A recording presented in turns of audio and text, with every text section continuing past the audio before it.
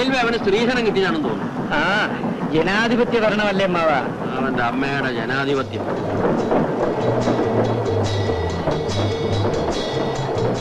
പണ്ട് എന്റെ ഓർമ്മ ശരിയാണെങ്കിൽ 1949 തോന്നുന്നു ഇതുപോലൊരു സംഭവം സിംഗപ്പൂരിലുണ്ടായി. തുടങ്ങി. സിംഗപ്പൂരിൽ എത്ര ലഗേജ് ഉണ്ടെങ്കിലും $1 അവിടുത്തെ പോർട്ടർ വാങ്ങൂ. അതാണ് അവിടുത്തെ റെയിൽവേയുടെ ഡിസിപ്ലിൻ. ഒരു സിംഗപ്പൂർ ഡോളർ എന്ന് പറഞ്ഞാൽ നമ്മുടെ ഇവിടുത്തെ വെറും 25 നയ പൈസ. അമ്മോ, ഡോക്ടർ വാസുദേവൻ ഡോക്ടർ ചെറിയാന് കൊടുക്കാൻ തന്നെ ലെറ്റർ എടുത്ത് വെച്ചിട്ടില്ലേ?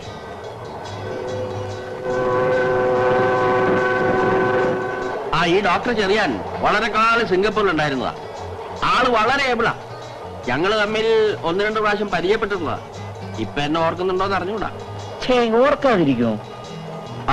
ഇനി അവിടെ കിടക്കണമെന്നോ മറ്റോ ഡോക്ടർ പറഞ്ഞാൽ ഒരു കത്തയച്ചാ മതി, ഞാൻ അവിടെ എത്തിക്കോളാം. നീ ഇങ്ങനെ തൊട്ടാവാടി ആയാലോ കുട്ടി? ഒന്നും ഉണ്ടാവില്ല, വേറെ ഒരു ചെക്കപ്പിന് പോവല്ലേ.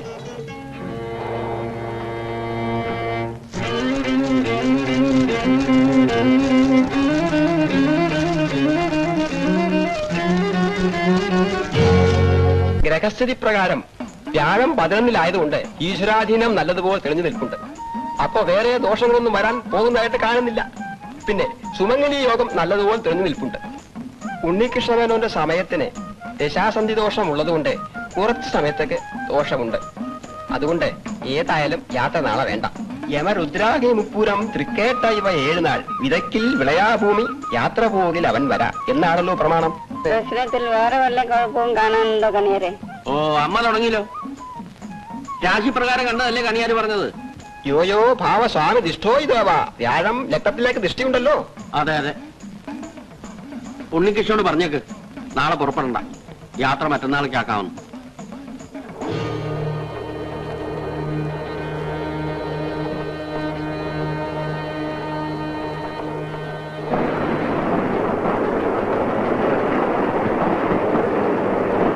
പീരങ്കികളുടെയും തോക്കുകളുടെയും മുമ്പിൽ പതറാത്തവനാണ് ഈ ഞാൻ. പിന്നെ ഈ ചെറിയ രോഗം.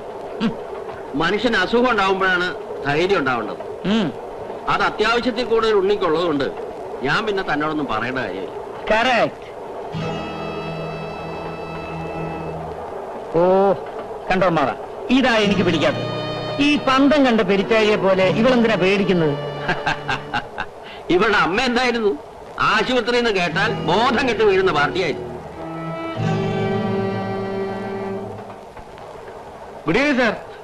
സാർ വല്ലതും വേണോ സാർ? എന്താ? Night meals. ചപ്പാത്തിയോ ചിക്കനോ മട്ടനോ മറ്റവനോ? ഈ മീൽസും മട്ടണും മനസ്സിലായി. മറ്റവൻ ഏതാ പാർട്ടി? ലവൻ ലിക്കർ വേണോന്ന്. എന്ന് അത് പച്ച മലയാളത്തിൽ കൂടെ പറഞ്ഞാ പോരെ? മറ്റവനും രണ്ടും കെട്ടവെന്നൊക്കെ പറഞ്ഞ് ഫോറിൻ ലിക്കറിന്റെ അന്തസ് നശിപ്പിക്കണോ? താൻ പോടും, ഇവിടെ മദ്യം കഴിക്കുന്നവരാരുമില്ല.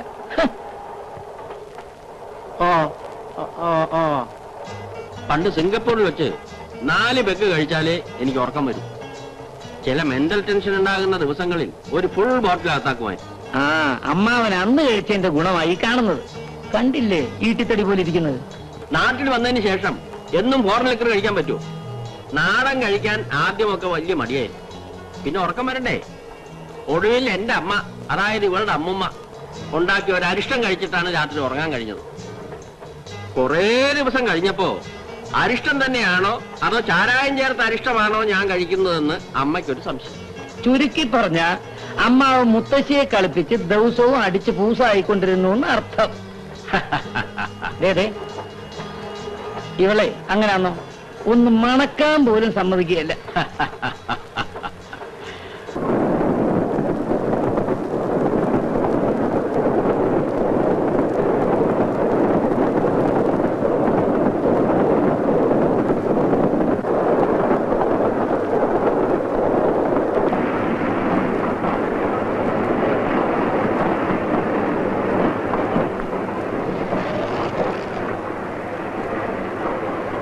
നാലു പേർക്ക് ഇരിക്കാവുന്ന മുറിയാ.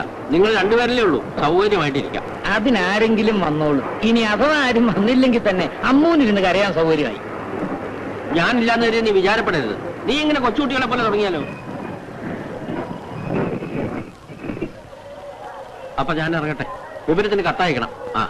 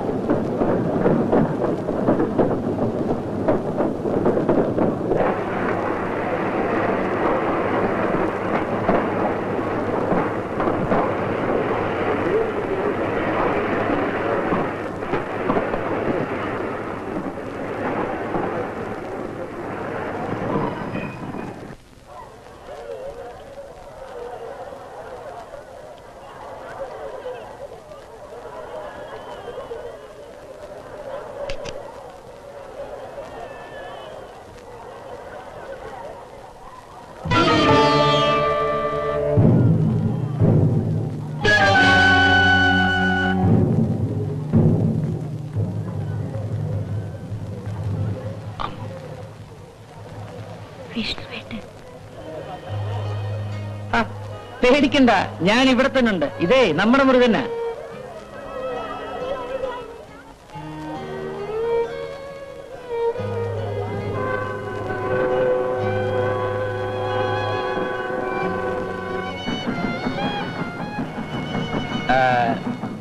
കേട്ടോ മിസ്റ്റർ, ഞങ്ങളുടെ റൂമിൽ പെട്ടെന്നൊരാളെ കണ്ടപ്പോ എന്റെ ശ്രീമതി ഭയന്നുപോയി. ഉണ്ണികൃഷ്ണൻ, വേണമെങ്കിൽ മേജർ ഉണ്ണികൃഷ്ണൻ എന്ന് പറയാം, ബട്ട് എക്സ് മേജർ ആണെന്ന് മാത്രം. By the way, what is your name? Vishnu. Nice name. എവിടെയാ നാട്? ഒറ്റപ്പാലം. സർപ്രൈസിങ്, എന്റെ ഭാര്യയുടെ നാട്ടുകാരാണല്ലോ. അപ്പൊ നിങ്ങൾ പഴയ പരിചയക്കാരായിരിക്കും. ഒരു കമ്പനി ഇല്ലല്ലോ എന്ന് ഓർത്ത് വിഷമിച്ചിരിക്കുകയായിരുന്നു. അപ്പൊ വന്നു കിട്ടിയതോ ഭാര്യയുടെ നാട്ടുകാർ. I am very glad to meet you mister Indran. By the way, Vishnu, sorry mister Vishnu. Vishnu മദ്രാസിലേക്കാണോ? അതെ. മദ്രാസിൽ എന്ത് ചെയ്യുന്നു? ഒരു പ്രൈവറ്റ് കമ്പനിയിലെ അക്കൗണ്ടന്റ് ആണ്. നിങ്ങളുടെ ഇത്രയും കാലത്തെ എക്സ്പീരിയൻസിൽ നിങ്ങൾ കൂട്ടിക്കിഴിച്ച് കൃത്യമായി എഴുതി വെച്ച ഏതെങ്കിലും കണക്കുകൾ തെറ്റിയിട്ടുണ്ടോ? സാർ എങ്ങോട്ടാണ്? No sir business. എന്റെ പ്രായമനുസരിച്ച് ചേട്ടാന്ന് വിളിക്കാം, വേണമെങ്കിൽ മേജർന്നും വിളിക്കാം. ഞങ്ങള് മദ്രാസ് മെഡിക്കൽ കോളേജ് ഒന്ന് വിസിറ്റ് ചെയ്യാൻ പോവാ. എന്റെ ഹാർട്ടിന്റെ ഒരു വാൽവിന് എന്തോ തകരാറുണ്ടെന്ന് ഡോക്ടർമാർ പറയുന്നു. അത് ശരിയാണെന്ന് മെഡിക്കൽ കോളേജിലെ ഡോക്ടർ ചെറിയാനെ കൊണ്ട് സമ്മതിപ്പിക്കണമെന്ന് ഇവക്കൊരു നിർബന്ധം. ശരി, ആയിക്കോട്ടെ, ഞാനും വിചാരിച്ചു. എന്ത് പറ്റിയതാ? എന്തിനാ അതൊക്കെ പറയുന്നു? ഇതൊരു ഗോൺ കേസാ.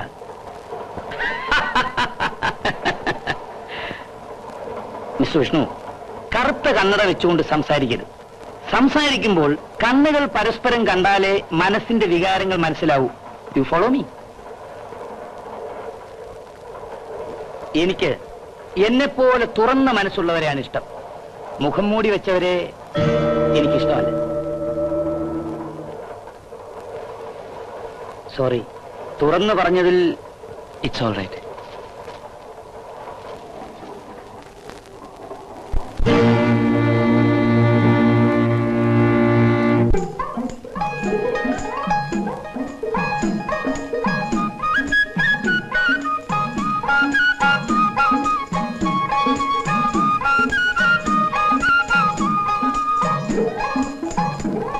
വിഷ്ണുവേട്ടന്റെ കണ്ണുകൾക്ക് എന്തു ഭംഗിയാ.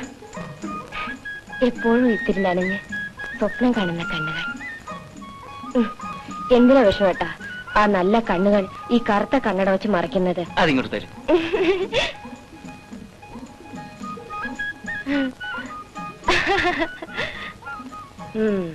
അപ്പോ അത് ശരി, എന്റെ കണ്ണുകൾ കാണുന്നത് വിഷ്ണുവേട്ടന് ഇഷ്ടമല്ല അല്ലേ?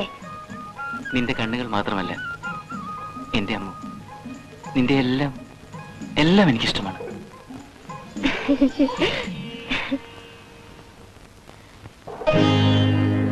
നിന്റെ എല്ലാം എല്ലാം എനിക്കിഷ്ടമാണ്.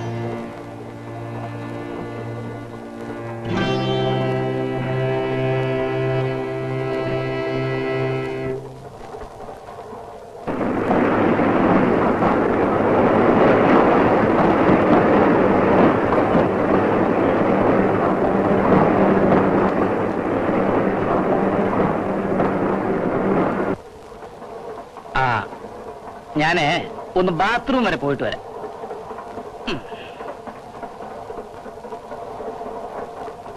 വേണ്ട വേണ്ട, താൻ വരണ്ട, ഞാൻ ഒറ്റയ്ക്ക് പോയിക്കോളാം.